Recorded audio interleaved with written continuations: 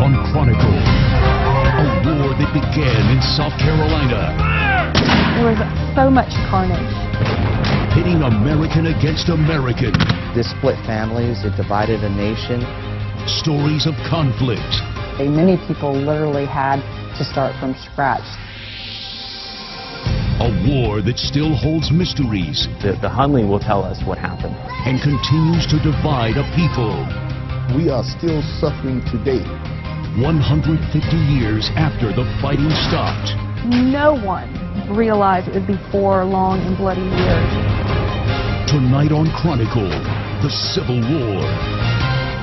Good evening and welcome to Chronicle. I'm Jane Robelo. It was a war that divided and changed our country forever.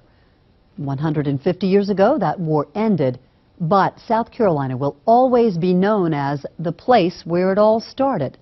To begin our story, here's Mandy Gaither. Even before the first shots were fired, there was a clear division in America, a time of tension, a disagreement over federal taxes that South Carolina felt were unfair. In 1832, the state passed an ordinance of nullification, declaring the government's tariff null and void within the state's borders, pushing the idea of an individual state's rights to the forefront. After President Jackson's threat of sending government ground troops to enforce the tariffs, the ordinance was repealed. But years later, the idea of secession once again was on the minds of Southerners. It came about with events like the publication of the book Uncle Tom's Cabin, which depicted the horrors of slavery. America at that time, there's no part that is not touched by slavery. So, as Shelby Foote, the historian, once put it, the South was being taken a place they did not care to go, and that was a place without slavery. And they're very clear in their secession documents in the 1860s that it's not tariffs, it's slavery. It's the world that they have made is based on slave labor, and they don't want to let that go. This is the original document in which more than 160 South Carolina lawmakers unanimously signed, seceding their state from the Union, becoming the first to do so. In those months following, it was a great big party. It was, famously people said, I'll clean all the blood up with a napkin. No one will fight. The Yankees won't fight. It'll all be fine. And of course, that is not the way it turned out. After hearing South Carolina had seceded, Major Robert Anderson moved his Union forces from Fort Moultrie, which is about a mile away, here to Fort Sumter, because this fort was more defensible. They were here for about 4 months. But supplies started getting dangerously low. President Abraham Lincoln sent in a steamship called the Baltic to resupply Fort Sumter. Unfortunately, the dispatches telling Anderson that the ship was on its way were intercepted by Confederates here in Charleston, and Anderson never found out. So while the steamship was just off the Charleston bar, he didn't know that he had supplies coming. But the Confederates did, and so that's really what prompted them to go ahead and issue the final demand that Anderson surrender. Anderson refused, and at 4 a.m., April 12, 1861, the first shot was fired over Fort Sumter. Anderson and his men returned fire as best they could, but with only 84 men in the fort, they were able to man only about 15 guns at once. After 30 hours of battle, a hotshot round fired from Fort Moultrie set the officers' quarters on fire, threatening to set off powder magazines on either side. Those men who had been manning the cannons were then tasked to battle the blaze, which ultimately led to the end of this battle. Confederate General P.G.T. Beauregard allowed Anderson to lower the flag, fire off a gun salute, and evacuate the fort. 3 years later, just 6 miles from Fort Sumter, 8 men and a hand-cranked submarine embarked on a dangerous mission. That Confederate submarine, the H.L. Hunley, made history that night and is now one of the more important relics of the American Civil War.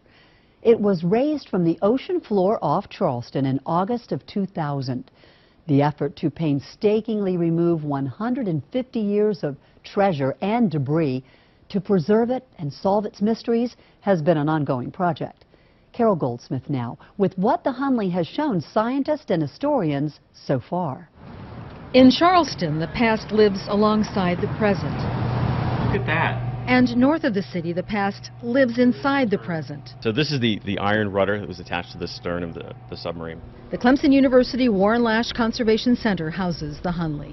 What we're dealing with here is the first submarine to sink an enemy vessel in combat. 2 test missions left 13 crew members dead. This is an opportunity that some men might take. The 3rd mission to break the Union blockade of Charleston had plenty of volunteers. There was also this idea that they would achieve notoriety for themselves and glory.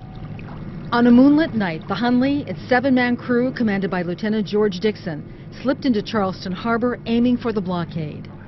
There was no room to spare on board the Hunley. Even this movie set prop is cramped, and it's 10% bigger than the actual sub. No engine. The men on board powered it by doing this. 5 miles out to sea, the Hunley rammed the USS Housatonic with a torpedo-tipped spar. The ship sank, and the Hunley disappeared. I was numb. It was just, I can't even describe the feelings. It was just, God, there it is. You know? Author and explorer Clive Cussler helped find the Hunley in 1995. You know, when are they going to get this thing up? The suspense is killing me. And 5 years later, here it is. It's here. At last, at last, at last. Saw it finally raised from the silt of the ocean. The biggest question that people have is, why is it taking so long?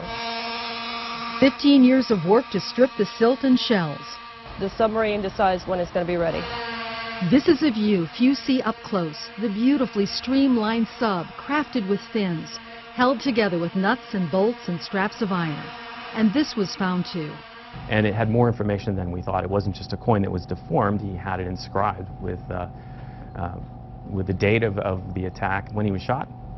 And then he had it inscribed with my life preserver, with his initials GED. For George E. Dixon. Legend had it George Dixon always carried this gold coin given to him by his fiancée Queenie Bennett. It deflected a bullet at Shiloh and saved his life. It was found in the sub where he sat. It's history speaking to us directly. Recovering gold is easy. Preserving cast and wrought iron is tough.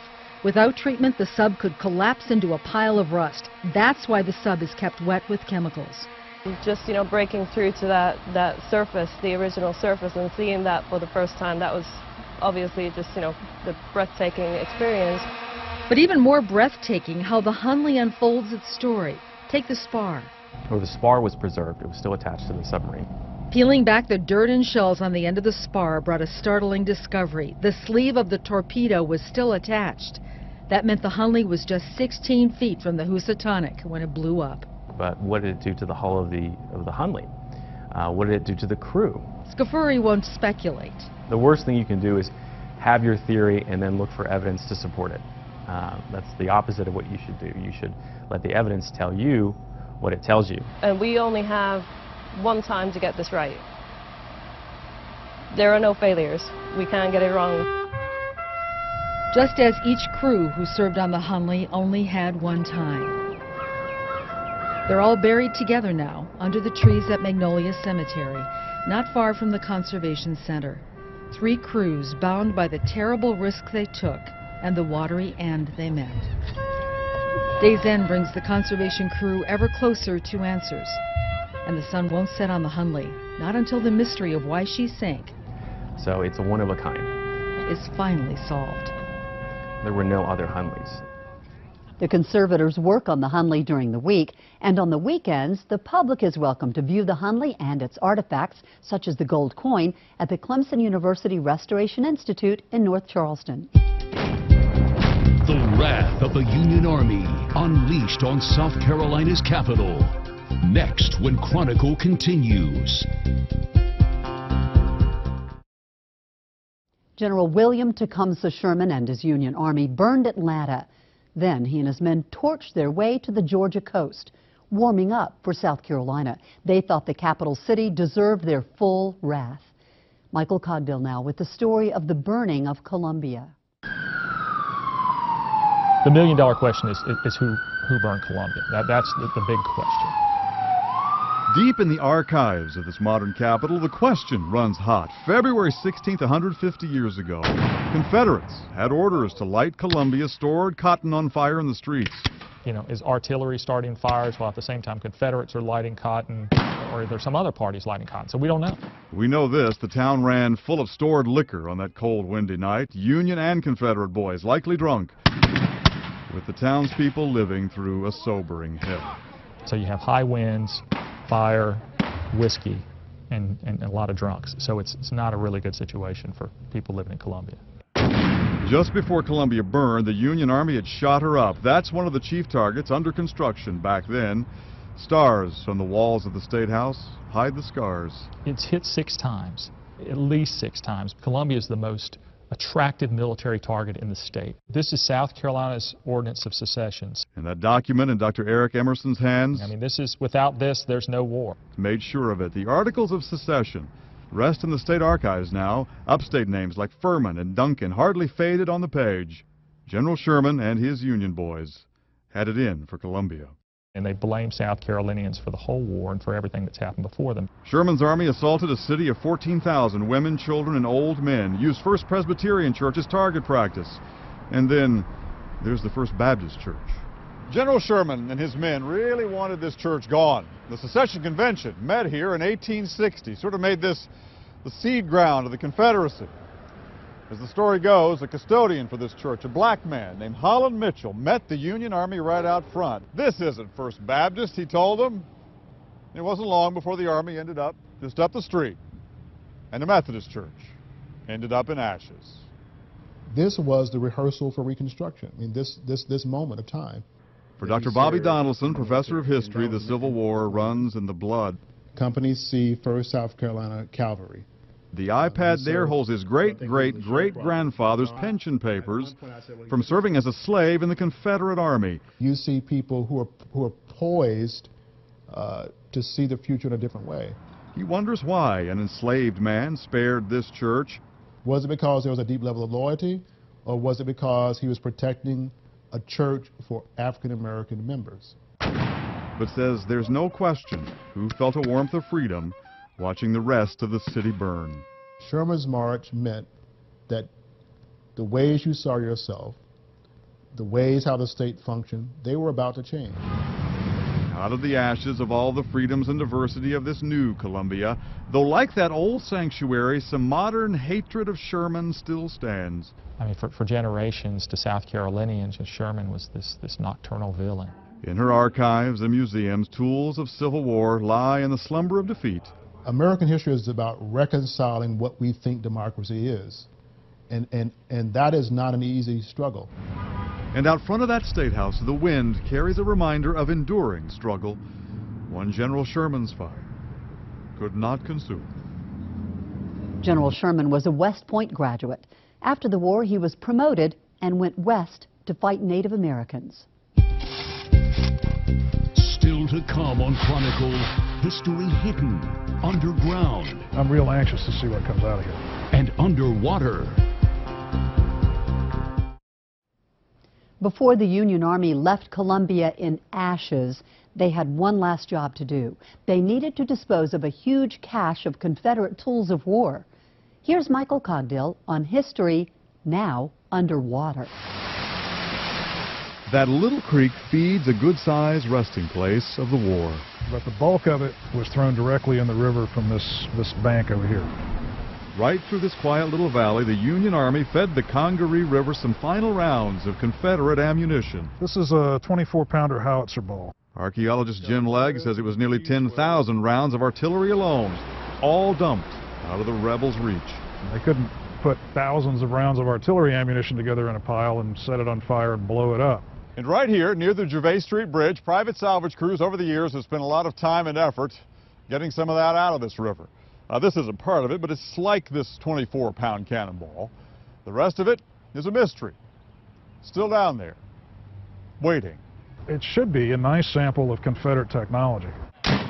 But the small arms, the rifles, swords depicted by the reenactors are likely long gone, destroyed in town right where the Union found them. So sadly, that material is not likely to be in the river. Though the Congaree does hold 40,000 tons of coal tar fed by that creek from an old power plant decades ago, the history that's left down there is buried in gunk It's hard to get to. It's down in the rocks. It's down below the coal tar. Down in the undertow of mystery. I'm real anxious to see what comes out of here. With no date set for when it will rise. So much of history isn't in the big monuments or relics. A lot of it is in the bits and pieces of everyday life. On a plot of ground in Colombia that once held a prisoner of war camp for Union officers, student archaeologists searched for a fuller picture of what happened at a place called Camp Asylum. Carol Goldsmith has their story. It's shovel, shake, and sift. I think it's got a broken in half whiteware is all that is. Huh. And it does look like the bottom of a bowl. Yeah. Yeah. This is the site of the old mental hospital off Bull Street in Columbia. And a foot below that, below ground, are the remains of Camp Asylum, which held 1,500 Union officers during the Civil War. And if we don't get in here and do some work before condominiums go up or whatever is put here, then it's really a chapter in South Carolina and U.S. history is lost forever. Last year, the developers of this property allowed archaeologists from USC 4 months to dig on the site of the old camp. The land was plowed up after the war, and much of what the crews found now was fragmented. We got a solid metal detector reading here, so we're just going to see what comes out. By the time the officers got to Columbia near the end of the war, they had very few possessions. So what the students find now are odds and ends that help fill out the history. So this is a bullet from a Morse carbine. It's been fired, though it doesn't really look like it. And this is a very rare type.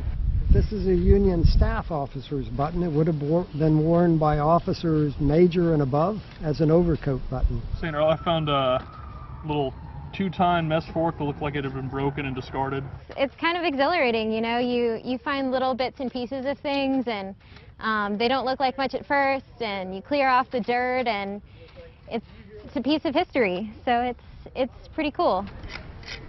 A way to unearth the past. The artifacts found here are just one piece in the puzzle of what happened at Camp Asylum. There's also a detailed written record, including journals kept by the officers. When Chronicle continues, we are still suffering today. The effects of war being felt 150 years later. So much of South Carolina's present is wrapped up in its past. The war divided us, and later it defined our state, and you can still see evidence of that today. Mandy Gaither with more on the legacy of that bitter war. The end of the war marked a new beginning, a time to rebuild not only the burned and battered buildings destroyed in battle, but the way of life in South Carolina, which had been demolished as well. So many had to learn they could live again in a world without slavery. In terms of uprooting them, in terms of devastating the economy, devastating the infrastructure, many people literally had to start from scratch. For a time, this reconstruction seemed to be working. African Americans were elected to positions in politics. Schools and churches were built for black children and families. But soon, this period turned violent, with the organization of groups like the Ku Klux Klan seeking to restore white supremacy. Simply because slavery was abolished at the end of the Civil War does not mean that white Southerners' hearts and minds had also changed. While whites and African Americans were legally equal, they were separate. Jim Crow laws dictated race relations from the 1880s through the 1960s, enforcing segregation, until one man had a dream. Because I have a dream. The civil rights era, led by Dr. Martin Luther King Jr., helped shine a light on the inequality. Let it go! Let it go! It's a battle still being fought today. South Carolina has unfortunately played one of the most dreadful and negative parts in American history. As president of the South Carolina NAACP, Dr. Lonnie Randolph says suppression still exists. We are still suffering today from the Confederate mindset, not to mention that we still fly the symbol of bigotry, hatred, and white supremacy today. 150 years later. Randolph sees division when it comes to the criminal justice system, equal pay for all, and the state not accepting the Affordable Care Act. I want to ensure that all people have a fair opportunity to exercise this so-called privilege that we're still fighting for. That is a dream and ain't a reality yet. And I hope I live to see the day where it is.